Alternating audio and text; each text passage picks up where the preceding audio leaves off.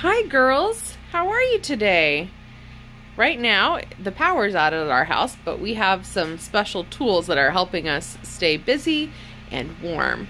Today I wanted to read to you a book called Blueberries for Sal. Here's the cover, and I know that you guys like to play going to Blueberry Hill, so this will give you another thing that you can play. So you can pretend to be Dora, or you can pretend to be Sal, or you can just be you having your own adventure. One day, little Sal went with her mother to Blueberry Hill to pick blueberries. Little Sal brought along her small tin pail, and her mother brought her large tin pail to put blueberries in.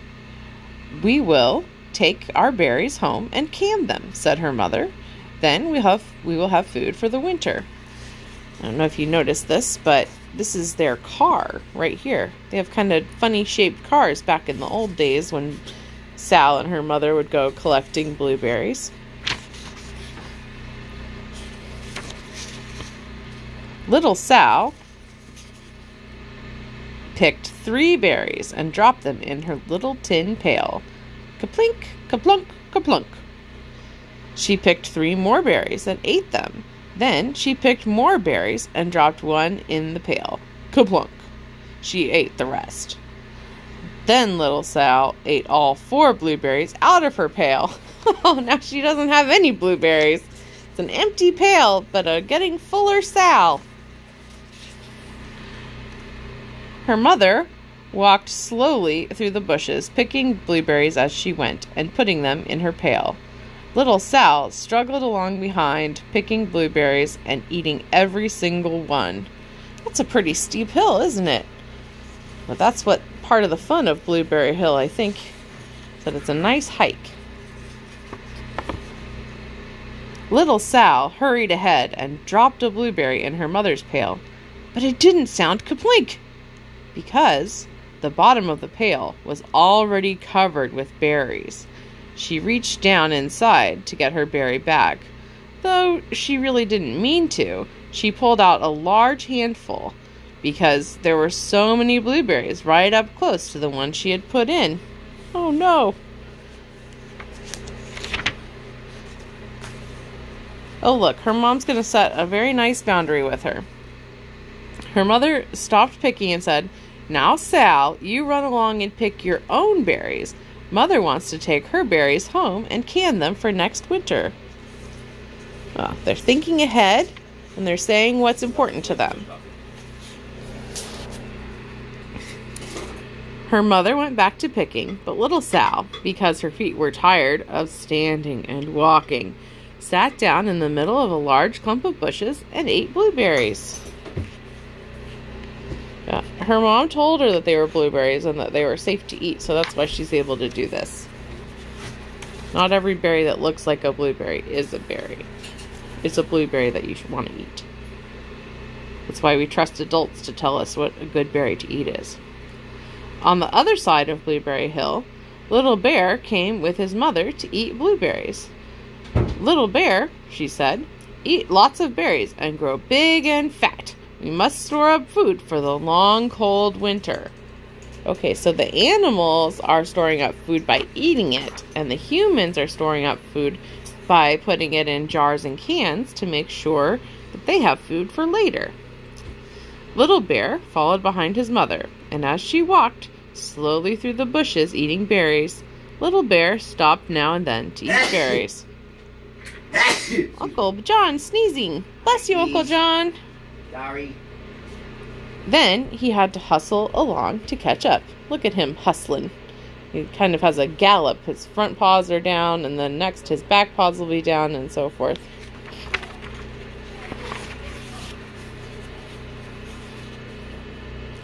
Because his feet were tired of hustling, he picked out a large clump of bushes and sat down right in the middle and ate blueberries.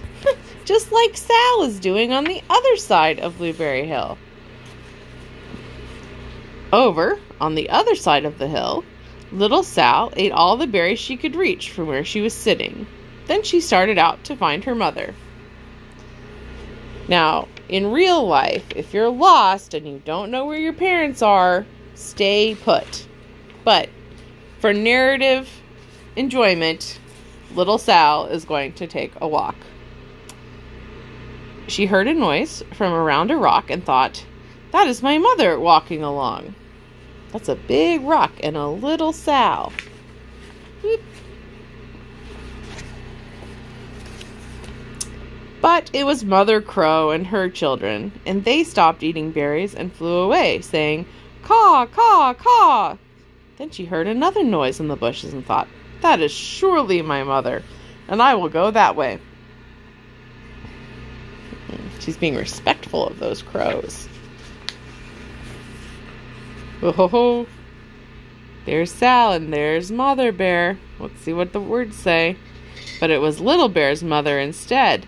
She was tramping along, eating berries and thinking about storing up food for the winter. Little Sal tramped right along behind. It's very bold.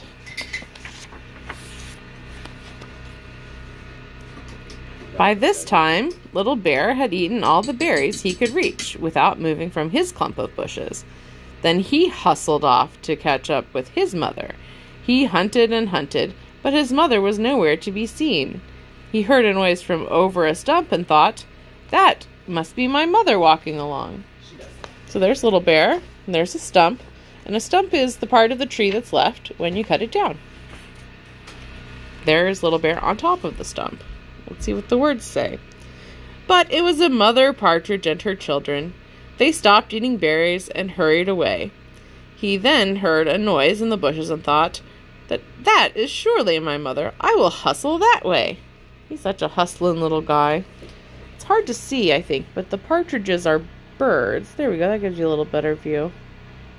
Yeah. A partridge in a pear tree. You're going to love that song when you get older. You might love it now. See about it at Christmas time. But this was Little Sal's mother instead. So Little Bear is following Little Sal's mother instead.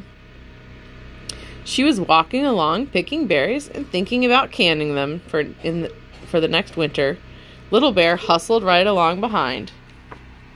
More hustling. That means going fast. I bet you guys can go fast and hustle. Little Bear and Little Sal's mother, and Little Sal and Little Bear's mother were all mixed up with each other among the blueberries on Blueberry Hill. Next page. Little Bear's mother heard Sal walking along behind and thought that it was Little Bear, and she said, Little Bear, munch, munch, munch, eat all you, gulp, can possibly hold, swallow. Little Sal said nothing. She picked 3 berries and dropped them, kaplink, kaplink, kaplunk, in her small tin pail. That would probably sound weird to a bear. It did. Let's see what happens next. Little Bear's mother turned around to see what on earth could make a noise like kaplunk. Grumph, she cried, choking on a mouthful of berries. This is not my child. Where is Little Bear? She took one good look and backed away. She was old enough to be shy of people, even a small person like Little Sal. Then she turned around and walked off very fast to hunt for Little Bear. Hunting is like looking for something. So if you are missing a toy that you thought you had, you can hunt for it until you find it. Little Sal's mother heard Little Bear tramping along behind and thought it was Little Sal. She kept right on picking and thinking about canning blueberries for next winter. Man, how much of her time does she spend thinking about canning blueberries? I think that you are allowed to think about canning blueberries, but you're also allowed to think about other things. Like, I don't know, whatever you want to think about. It's your brain.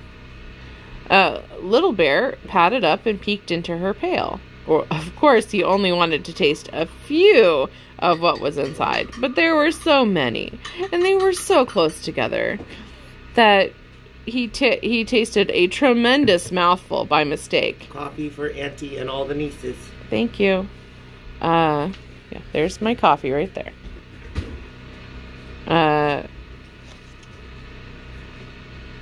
Let's see. Now, Little Sal, said Little Sal's mother, without turning around, you run along and pick your own berries. Mother wants to can these for next winter. Little Bear tasted another tremendous mouthful and almost spilled the entire pail of blueberries. Well, he's just a bear. He doesn't know better. Oh, here's Bella. I don't think I pointed her out yet. Say hello. Yeah, that's Bellatron, our little cat that we love. He's great. Little Sal's mother turned around and gasped, "Oh my goodness, you are not Little Sal. Where is my child?" Little Bear just sat munching and swallowing and licking his lips. Little Sal's mother slowly backed away. She was old enough to be shy of bears, even very small bears like Little Bear. Then she turned and walked away quickly to look for Little Sal. There are so many things that are happening similar between the humans and the bears in this story. I wonder if that was on purpose. I bet it was. Oh, you think? She hadn't gone very far before she heard a kaplunk, kaplink, kaplink. She knew just what made that kind of a noise. Oh, look, they're about to be reunited. This is going to be great. Oh, another reuniting is happening too. Reuniting would be like when people who were away from each other found each other again. Little Bear's mother had not hunted very long before she heard a hustling sound that stopped now and then to munch and swallow. She knew what made that kind of noise. What sound do you think hustling makes? Maybe. It could make that sound.